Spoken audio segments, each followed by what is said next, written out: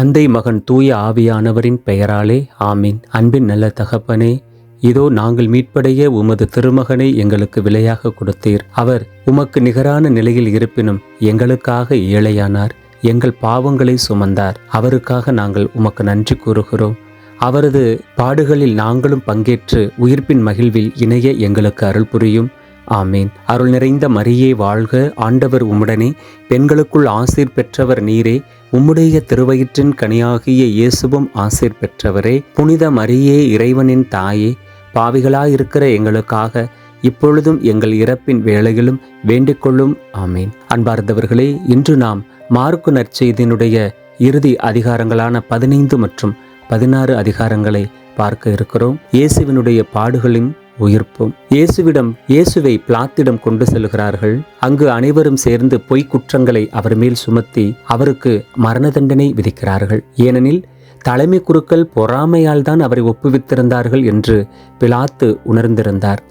ஆகவே மக்களும் அவனை சிலுவையில் அறையும் என்று மீண்டும் மீண்டுமாக உரக்க கத்த, கூட்டத்தினரின் விருப்பத்தை நிறைவேற்றும் வண்ணம் பரபாவை விடுவித்து இயேசுவை கசையால் அடிக்கவும் சிலுவையில் அறையுமாறும் பிலாத்து ஒப்புவித்தான். படைவீரர்கள் இயேசுவை ஏளனம் செய்கிறார்கள். பாருங்கள், நம்முடைய பாவத்திற்காக அவர் படக்கூடிய துன்பங்களை. அவருக்கு ஆளுநருடைய மாளிகையின் முற்றத்திற்கு இழுத்து கொண்டு போய் அந்த ரோம படைப்பிரிவினர் அனைவரையும் ஒன்று கூட்டி செந்நிற ஆடையை உடுத்தி யூதரின் அரசர் என்று அவரை கிண்டல் செய்வதற்காக ஒரு முள்முடியை பின்னி அவருக்கு சூட்டி யூதரின் அரசே வாழ்க என்று வாழ்த்தத் தொடங்கினார்கள். மேலும் ஒரு குச்சியை எடுத்து அவரது தலையில் அடித்து அவர் மீது துப்பி முழந்தாள் படியிட்டு அவரை வணங்கினர். சாபங்களை நீக்கும் விதமாக இயேசு எவ்வளவாக இந்த அவமதிப்பை ஏற்றார் என்று நாம் சிந்திப்போம். நமக்கு வரும் அவமதிப்புகளையும் ஏமாற்றங்களையும் நாம் ஏன் இயேசுவை போல சந்திக்கக்கூடாது, ஏன் ஏற்றுக்கொள்ளக்கூடாது? சிந்திப்போம். பிறகு இயேசுவை சிலுவையில் அறைகிறார்கள். அப்போதும் கூட தலைமை குருக்கள் மறைநூல் அறிஞர்களுடன் சேர்ந்து கொண்டு அவரை ஏளனம் செய்து பிறரை விடுவித்தான், தன்னையே விடுவிக்க முடியவில்லை என்று தங்களிடையே பேசிக்கொண்டார்கள். இயேசு உயிர் விடுகிறார். நண்பகல் வந்த பொழுது இருள் உண்டாயிற்று. இயேசுவோ உரக்க கத்தி உயிர் துறந்தார் என்று பார்க்கிறோம். எல்லாம் முடிந்தது என்று இயேசு சொல்லும்போது இறைவன் அவரை எந்த காரியத்திற்காக அனுப்பினாரோ அதை முழுவதுமாக நிறைவேற்றிவிட்டார் இயேசு. நம் ஒவ்வொருவருக்கும் நமது தந்தையாகிய கடவுள் ஒரு குறிக்கோளுடன் நம்மை இந்த உலகிற்கு அனுப்பியிருக்கிறார். நாம் நம்முடைய இறப்பிற்குள் அதனை முடித்துவிட்டு இயேசுவை போல எல்லாம் முடிந்தது என்று நம்மால் கூற முடியுமா? இயேசுவினுடைய அடக்கத்தை பற்றி தொடர்ந்து பார்க்கிறோம். இயேசு உயிர் பெற்று எழுகிறார். இறுதியாக சீடருக்கு தோன்றி நற்செய்தியை பறைசாற்ற அனுப்புகிறார். இதோ உலகெங்கும் சென்று படைப்பிற்கெல்லாம் நற்செய்தியை பறைசாற்றுங்கள். நம்பிக்கை கொண்டு திருமுழுக்கு பெறுவோர் மீட்பு பெறுவர், நம்பிக்கையற்றவரோ தண்டனை தீர்ப்பு பெறுவர் என்று அவர் அவர்களிடம் கூறுகிறார். மேலும் நம்பிக்கை கண்டோர் பின்வரும் அரும் அடையாளங்களை செய்வர் என்கிறார். ஆகவே இயேசுவிடம் நம்பிக்கை கொண்டால், இயேசுவின் பெயரால் கேட்டால் நம்மாலும் நம்பிக்கையோடு எல்லா அருள் அடையாளங்களையும் செய்ய முடியும். ஏனெனில் இயேசுவே அதனை வாக்களித்திருக்கிறார். அவர்கள் என் பெயரால் பேய்களை ஓட்டுவர், புதிய மொழிகளை பேசுவர், பாம்புகளை தம் கையால் பிடிப்பர், கொள்ளும் நஞ்சை குடித்தாலும் அது அவர்களுக்கு தீங்கு இழைக்காது, அவர்கள் உடல் நலமற்றோர் மீது கைகளை வைக்க அவர் குணமடைவர் என்று இயேசு கூறுகிறார். மீண்டுமாக இயேசு விண்ணேற்றமடைந்து கடவுளுடைய வலப்பக்கத்திலே அமர்ந்திருக்கிறார். அங்கிருந்து இயேசு நம்முடைய வேண்டுதல்களுக்காக தந்தையிடம் பரிந்து பேசி மன்றாடுகிறார். நாம் தைரியமாக இயேசு நமக்கு கூறியது போல என் பெயரால் நீங்கள் எதை கேட்டாலும் செய்வேன் என்று கூறியிருப்பதை நினைவு கொண்டு இயேசுவின் பெயரால் அனைத்தையும் கேட்போம், பெற்றுக்கொள்வோம். ஆமீன். மாற்கு நற்செய்தி அதிகாரம் 15. இயேசுவை பிலாத்திடம் கொண்டு செல்லுதல். பொழுது விடிந்ததும் மூப்பரோடும் மறைநூல் அறிஞரோடும் தலைமைச் சங்கத்தார் அனைவரோடும் தலைமை குருக்கள் ஆலோசனை செய்து இயேசுவை கட்டி இழுத்துச் சென்று பிலாத்திடம் ஒப்புவித்தனர். பிலாத்து அவரை நோக்கி, நீ யூதரின் அரசனா என்று கேட்க, அவர் அவ்வாறு நீர் சொல்கிறீர் என்று பதில் கூறினார். தலைமை குருக்கள் அவர் மீது பல குற்றங்களை சுமத்தினார்கள். மீண்டும் பிலாத்து, நீ பதில் ஒன்றும் சொல்ல மாட்டாயா? உன் மீது இத்தனை குற்றங்களை சுமத்துகிறார்களே என்று அவரிடம் கேட்டான். இயேசுவோ எப்பதிலும் கூறவில்லை. ஆகவே பிலாத்து வியப்புற்றான். இயேசுவுக்கு மரண தண்டனை விதித்தல். விழாவின் போது மக்கள் கேட்டுக்கொள்ளும் ஒரு கைதியை அவர்களுக்காக பிலாத்து விடுதலை செய்வதுண்டு. பரபா என்னும் கைதி ஒருவன் இருந்தான். ஒரு கலகத்தில் கொலை செய்த கலகக்காரரோடு பிடிபட்டவன் அவன். மக்கள் கூட்டம் வந்து வழக்கமாய் செய்வது போல ஒரு கைதியை விடுதலை செய்யுமாறு பிலாத்துவை வேண்டத் தொடங்கியது. அதற்கு பிலாத்து, யூதரின் அரசரை உங்களுக்காக நான் விடுதலை செய்ய வேண்டுமென்று விரும்புகிறீர்களா என்று கேட்டான். ஏனெனில் தலைமை குருக்கள் பொறாமையால் தான் அவரை ஒப்புவித்திருந்தார்கள் என்று அவன் உணர்ந்திருந்தான். ஆனால் தலைமை குருக்கள் தங்களுக்கு பரபாவையே அவன் விடுதலை செய்ய வேண்டுமென கேட்குமாறு கூட்டத்தினரை தூண்டிவிட்டார்கள். பிலாத்து மீண்டும் அவர்களை பார்த்து, அப்படியானால் நீங்கள் யூதரின் அரசர் என்று குறிப்பிடும் இவனை நான் என்ன செய்ய வேண்டும் என்று கேட்டான். அவர்கள் அவனை சிலுவையில் அறையும் என்று மீண்டும் கத்தினார்கள். அதற்கு பிலாத்து,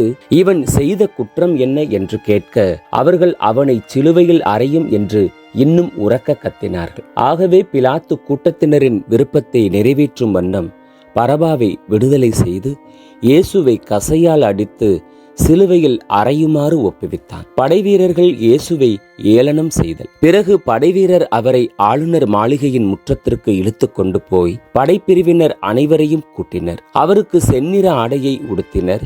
ஒரு முள்முடி பின்னி அவருக்கு சூட்டி, யூதரின் அரசே வாழ்க என்று அவரை வாழ்த்தத் தொடங்கினர். மேலும் கோலால் அவர் தலையில் அடித்து அவர் மீது துப்பி முழந்தால் படியிட்டு அவரை வணங்கினர். அவரை ஏளனம் செய்த பின் செந்நிற ஆடையை கழற்றிவிட்டு அவருடைய ஆடைகளை அணிவித்து அவரை சிலுவையில் அறைவதற்காக வெளியே கூட்டிச் சென்றனர். இயேசுவை சிலுவையில் அறைதல். அப்பொழுது அலெக்சாந்தர், ரூபு ஆகியோரின் தந்தையான சிரேன் ஊரைச் சேர்ந்த சீமோன் என்பவர் வயல்வெளியிலிருந்து வந்து கொண்டிருந்தார். படைவீரர்கள் இயேசுவின் சிலுவையை சுமக்கும்படி அவரை கட்டாயப்படுத்தினார்கள். அவர்கள் மண்டை ஓட்டு இடம் என பொருள்படும் கொல்கொதாவுக்கு இயேசுவை கொண்டு சென்றார்கள். அங்கே அவருக்கு வெள்ளைப்போளம் கலந்த திராட்சை ரசத்தை குடிக்க கொடுத்தார்கள். ஆனால் அவர் அதை பெற்றுக்கொள்ளவில்லை. பிறகு அவர்கள் அவரை சிலுவையில் அறைந்தார்கள். குலுக்கல் முறையில் யாருக்கு எது என்று பார்த்து அவருடைய ஆடைகளை தங்களுக்குள் பகிர்ந்து கொண்டார்கள். அவரை சிலுவையில் அறைந்த போது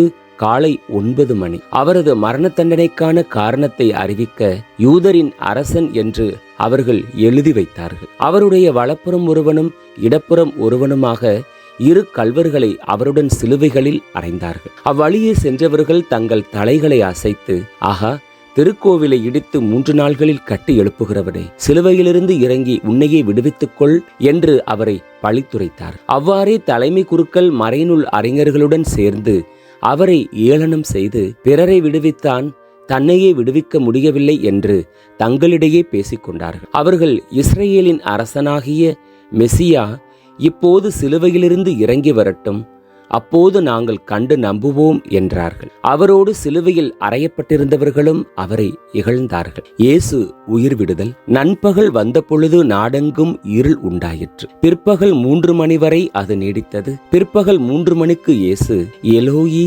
எலோயி லெமா சபக்தானி என்று உரக்க கத்தினார். என் இறைவா, என் இறைவா, ஏன் என்னை கைவிட்டீர் என்பது அதற்கு பொருள். சூழ நின்று கொண்டிருந்தவர்களுள் சிலர் அதை கேட்டு, இதோ எலியாவை கூப்பிடுகிறான் என்றனர். அப்பொழுது அவர்களில் ஒருவர் ஓடிச் சென்று கடற்பஞ்சை எடுத்து புளித்த திராட்சை ரசத்தில் தோய்த்து அதை ஒரு கோலில் மாட்டி அவருக்கு குடிக்க கொடுத்து கொண்டே, பொறுங்கள், எலியா இவனை கீழே இறக்க வருவாரா பார்ப்போம் என்றார். இயேசுவோ உரக்க கத்தி உயிர் துறந்தார். அப்பொழுது திருக்கோவிலின் திரை மேலிருந்து கீழ்வரை 2ஆக கிழித்தது. அவருக்கு எதிரே நின்று கொண்டிருந்த நூற்றுவர் தலைவர் அவர் இவ்வாறு உயிர் துறந்ததைக் கண்டு, இம்மனிதர் உண்மையாகவே இறைமகன் என்றார். பெண்களுள் சிலரும் தொலையில் நின்று உற்று நோக்கிக் கொண்டிருந்தனர். அவர்களுள் மகதலா மரியாவும், சின்ன யாக்கோபு, மோசே ஆகியோரின் தாயாகிய மரியாவும், சலோமி என்பவரும் இருந்தனர். இயேசு கலிலேயாவில் இருந்தபோது அவர்கள் அவரை பின்பற்றி அவருக்கு பணிவிடை செய்து வந்தவர்கள். அவருடன் எருசலேமுக்கு வந்திருந்த வேறு பல பெண்களும்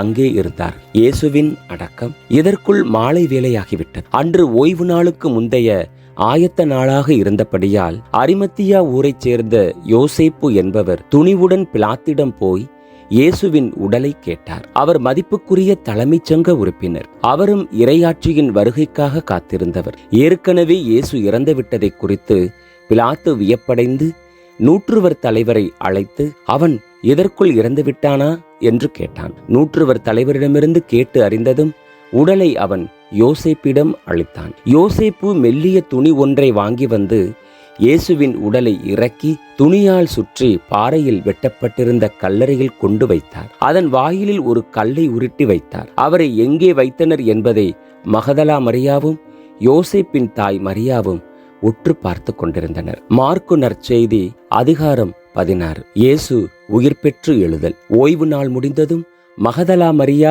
யாக்கோபின் தாய் மரியா, சலோமி ஆகியோர் அவரது உடலில் பூசுவதற்கென்று நறுமண பொருட்கள் வாங்கினர். வாரத்தின் முதல் நாள் காலையிலேயே கதிரவன் எழும் வேளையில் அவர்கள் கல்லறைக்கு சென்றார்கள். கல்லறை வாயிலிருந்து கல்லை நமக்கு யார் புரட்டுவார் என்று அவர்கள் ஒருவரோடு ஒருவர் கேட்டுக்கொண்டார்கள். ஆனால் அவர்கள் நிமிர்ந்து உற்று நோக்கிய பொழுது கல் புரட்டப்பட்டிருப்பதை கண்டார்கள். அது பெரியதொரு கல். பிறகு அவர்கள் கல்லறைக்குள் சென்றபோது வெண் தொங்கல் ஆடை அணிந்த இளைஞர் ஒருவர் வலப்புறம் அமர்ந்திருக்க கண்டு திகிலுற்றார்கள். அவர் அவர்களிடம், திகிலுற வேண்டாம், சிலுவையில் அறையப்பட்ட நாசரேத்து இயேசுவை தேடுகிறீர்கள். அவர் உயிருடன் எழுப்பப்பட்டார். அவர் இங்கே இல்லை. இதோ அவரை வைத்த இடம். நீங்கள் புறப்பட்டு செல்லுங்கள். பேதுருவிடமும் மற்ற சீடரிடமும், உங்களுக்கு முன்பாக அவர் கலிலேயாவுக்கு போய்க் கொண்டிருக்கிறார். அவர் உங்களுக்கு சொன்னது போலவே அவரை அங்கே காண்பீர்கள் என சொல்லுங்கள் என்றார். அவர்கள் கல்லறையை விட்டு வெளியே வந்து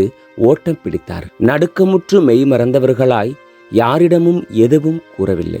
ஏனெனில் அவர்கள் அச்சம் கொண்டிருந்தார்கள். முடிவுரை: உயிர்த்தெழுந்த இயேசு தோன்றுதல். வாரத்தின் முதல் நாள் காலையில் இயேசு உயிர்த்தெழுந்த பின்பு அவர் முதலில் மகதலா மரியாவுக்கு தோன்றினார். அவரிடமிருந்துதான் அவர் 7 பேய்களை ஓட்டியிருந்தார். மரியா புறப்பட்டு சென்று இயேசுவோடு இருந்தவர்களிடம் இதை அறிவித்தார். அவர்கள் துயருற்று அழுது கொண்டிருந்தார்கள். அவர் உயிரோடு இருக்கிறார் என்றும் மரியா அவரை கண்டார் என்றும் கேட்டபோது அவர்கள் நம்பவில்லை. சீடர் 2 தோன்றுதல். அதன் பிறகு அவர்களுள் 2 வயல்வெளிக்கு நடந்து சென்ற போது இயேசு அவர்களுக்கு வேற்று உருவில் தோன்றினார். அவர்கள் சென்று அதனை மற்றவர்களுக்கு அறிவித்தார்கள். அவர்கள் சொன்னதையும் சீடர்கள் நம்பவில்லை. இறுதியாக 11 பந்தியில் அமர்ந்திருந்த பொழுது அவர்களுக்கு இயேசு தோன்றினார். உயிருடன் எழுப்பப்பட்ட தம்மை கண்டவர்கள் சொன்னதை நம்பாமல் அவர்கள் கடின உள்ளத்தோடு இருந்தமையால் அவர் அவர்களுடைய நம்பிக்கையின்மையை கண்டித்தார். நற்செய்தி பறைசாற்ற அனுப்புதல். இயேசு அவர்களை நோக்கி, உலகெங்கும் சென்று படைப்பிற்கெல்லாம் நற்செய்தியை பறைசாற்றுங்கள். நம்பிக்கை கொண்டு திருமுழுக்கு பெறுவோர் மீட்பு பெறுவர். நம்பிக்கையற்றவரோ தண்டனை தீர்ப்பு பெறுவர். நம்பிக்கை கொண்டோர் பின்வரும் அரும் அடையாளங்களை செய்வர். அவர்கள் என் பெயரால் பேய்களை ஓட்டுவர், புதிய மொழிகளை பேசுவர், பாம்புகளை தம் கையால் பிடிப்பர், கொள்ளும் நஞ்சை குடித்தாலும் அது அவர்களுக்கு தீங்கு இழைக்காது. அவர்கள் உடல் நலமற்றோர் மீது கைகளை வைக்க அவர்கள் குணமடைவர் என்று கூறினார். இயேசுவின் விண்ணேற்றம். இவ்வாறு அவர்களோடு பேசிய பின்பு ஆண்டவர் இயேசு விண்ணேற்றமடைந்து கடவுளின் வலப்புறம் அமர்ந்தார். அவர்கள் புறப்பட்டு சென்று எங்கும் நற்செய்தியை பறைசாற்றினர். ஆண்டவரும் உடனிருந்து செயல்பட்டு நிகழ்ந்த அரும் அடையாளங்களால் அவர்களுடைய வார்த்தையை உறுதிப்படுத்தினார். தந்தை, மகன், தூய ஆவியானவரின் பெயராலே ஆமீன்.